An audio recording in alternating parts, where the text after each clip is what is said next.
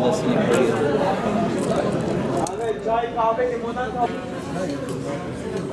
Suyu olur mu? Suyu çok.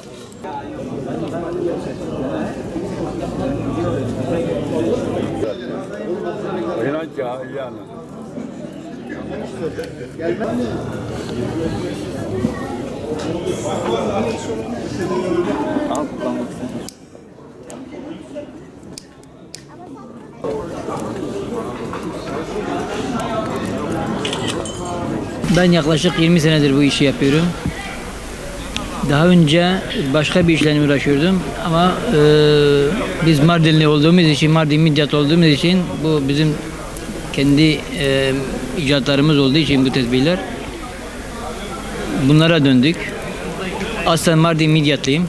Dinler ve diller diyarından sıkma kehribar tesbihleri daha çok şu anda Türkiye'de üretiliyor. Bunun ana reçinesi ağaç, yani kehribar reçinesidir. Ağaçtan gelen bir kehribardır bu. Bunun değişik şeyleri var, değişik versiyonları var. Mesela Ukrayna damlası var, Litvanya, Ukrayna. Bunun daha başka bir şeyleri var. Mesela Erzurum oltu tesbihleri var.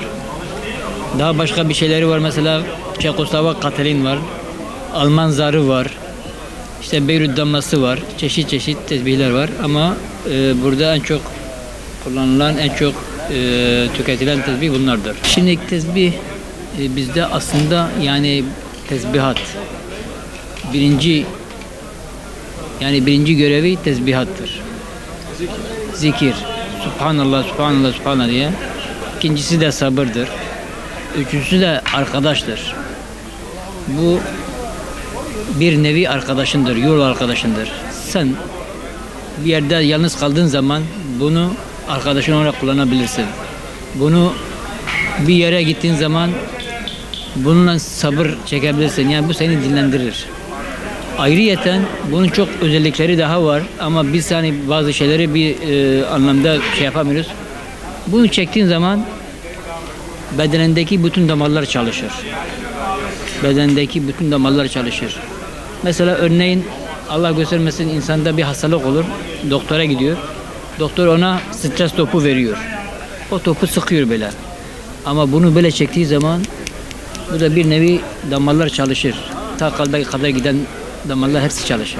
Beyne kadar giden damarlar hepsi çalışır. Bu bir tesbihat. Yani çok özel bir şeydir aslında.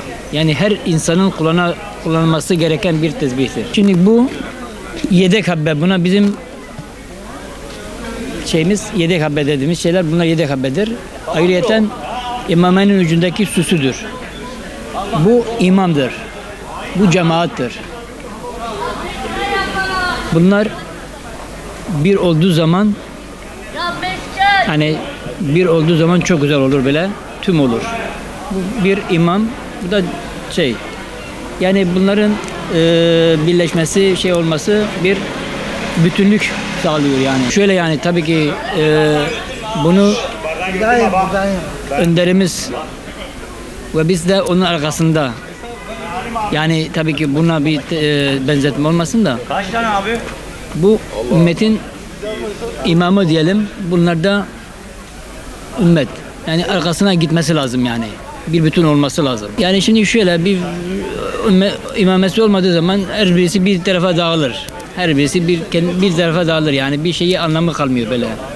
Ama imamesi olduğu zaman, bir bütün olduğu zaman hem güzelliği güzel olur hem de yani birleştiği zaman da daha güzel olur yani.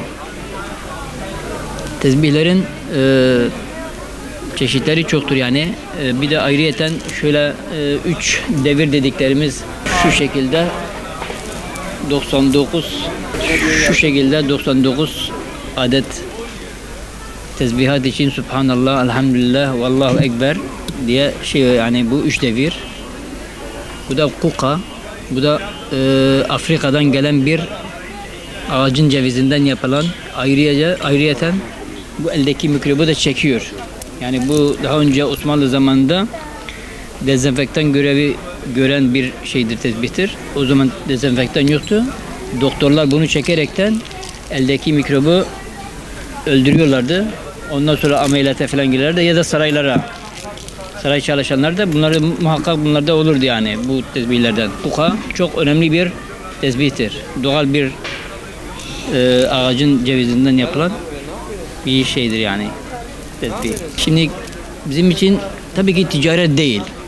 Tesbih ticaret değildir. Ha, bu tabii ki bir şekilde de mesela şey oluyor. Tesbih dediğimiz gibi tesbihat, sabır, tesbih gerçekten zikir. İlk önce zikir. Ondan sonra sabır. Ondan sonra tabii ki ticareti yani onu da bir ihmal etmiyoruz. Tabii ki bundan ekmek yiyoruz biz. Bana daha önce Adana'ya gelip de benden tesbih alan 4 sene önce, 5 sene önce tekrardan dönüp tekrardan benden alıyorlar. Çünkü ben çok uyguna veriyorum. Şöyle bir şey diyelim. Bazı insanlar yani hem tesbihin hem de mesela ucundaki süsü yani yanlış yönlendirme yapıyorlar. Bu haramdır. Tesbih neyse onun şeyini söyleyeceksin, esasını söyleyeceksin. Ucundaki gümüş müdür, değil midir? Onun da esasını söyleyeceksin. Ticarette ne kadar kazanırsan kazan, doymazsın. Kesinlikle doymazsın. Ama helalinden az kazanırsan o seni doyurur. Benim müşterilerim 4 sene önce, 5 sene önce hem lezzet festivaline hem de portakal festivaline gelenler tekrardan bana dönüyorlar. Çünkü ben doğru olanı yapıyorum. Hem doğru hem de fiyatlarını da güzel bir şekilde tutuyorum. Elinizden geldiğince de doğru olanı söyleyeceğiz Allah'ın izniyle. Ben çok görüyorum, çok şükür. Yani bazıları işte diyor ki işte ben geçinemiyorum, bilmem ne yapamıyorum ben. Bazen bir tane tesbih de satıyorum. Onun parasıyla yine geçiniyorum. Tesbih 125 lira. Yanlış anlaşılmasın. Mağazaya gitse şu tesbihin sadece ipini değiştirirse 100 lira. Sadece ipini değiştirirse 100 lira. Ben bir tesbih satıyorum 125 lira. Gerektiği zaman bir gün bir tane satıyorum. O gün yine ben geçiniyorum. Çünkü bereketli olur. Helaldir. Benim tavsiyem hiçbir insan harama elini uzatmasın. Ne bereketi var ne de çoğalması var. Helal rızık az kazan bereketli olur. Her türlü geçinirsin. Ama ne kadar haram yesen ye, ne kadar elini uzatırsan çuval olsa yine yetmez, yine durmaz. Kesinlikle. Farz et ki denize gittin, elek götürdün, su taşıyacaksın. Nasıl taşıyacaksın o elekten su? Tutmaz değil mi? Yani elekte su tutar mı? Tutmaz. Onun için haram da böyle bir şeydir. Kesinlikle hiçbir insan harama kaçmaması lazım. Bak şu gördüğün tesbih polyester. Yani daha bir adı plastik. Şu tesbih de kehribar. İkisinin arasındaki farka bak. Fark görebiliyor musunuz? Göremiyorsunuz herhalde. Bu ikisi de tesbih. Biri plastik, biri iyisi yani. Şimdi şu plastiği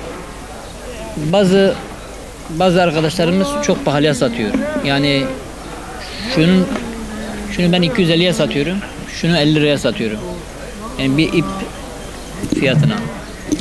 Ama şunu 750'ye satanlar var. Bu haksız kazançtır. Çok yani fahiş bir fiyat. Yazıktır. Hem milleti kandırıyor hem kendini kandırıyor. Yani o fazla parayı alacağım diye o zannediyor ki ben kazandım. Hayır. Aslında o kaybediyor. Her zaman da kaybedecek. Çünkü hiçbir zaman haksız bir kazanç elde durmaz. Allah herkesin gönlüne göre versin. Bence var ya kesinlikle halal kazanca koşun. Allah onun bereketini verir ve geçindirir sizi. Kesinlikle. İhsanoğlu ne kadar şey olursa olsun hiçbir şey götürmeyecek. Şu arkamızda gördüğünüz türbe Ramazanoğlu Bey'in türbesidir. Adana'nın kurucularıdır. Adana'nın sahipleridir. Onlar bile bir şey götürmediler. Adana'nın sahipleri ta Hatay'a kadar toprakları vardı. Mersin'e kadar toprakları vardı. Ama hiçbir şey götürmediler. Sadece insan yaptığıyla orada hesaba çekilecek başka bir şey yok. Halal, en güzeli halal kazanç. Tesbih bir sanattır, bir sabırdır, bir zikirdir. Herkesi Adana Ulu Cami çay bahçesine bekliyorum. Bu rengi hemen dönecek. Bu normalde elin ısısıyla kızarması lazım. Ben şunu alayım, bir de gence ne soralım, bir genç oğlana. O yıl dışında. Allah sineği üretiyor. İnan ki yani.